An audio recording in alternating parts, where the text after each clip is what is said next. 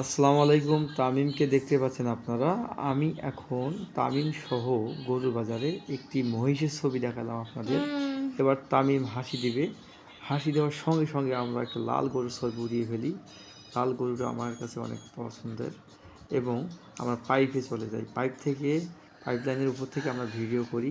এই ভিডিওটি অনেক আমার কাছে সুন্দর লেগেছে এবং কালো গরুর একটা ছবি উঠাই আমরা। এই কালো গরুটিও অনেক ভালো। আর এই গরুর বাজারে কাস্টমারের একটু অভাব ছিল।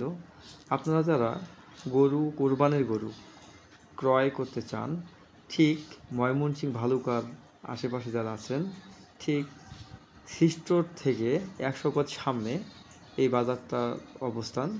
যারা কিনবেন গরু, আগামী শুক্রবার অর্থাৎ 6 তারিখ এই বাজারটি ওপেন থাকবে। আপনাদের যারা দরকার, কোরবানি করার জন্য ইচ্ছুক যারা আছেন, দয়া করে এই বাজারে আসবেন। অনেক সুন্দর সুন্দর গরু পাওয়া যায়। ধন্যবাদ সবাইকে।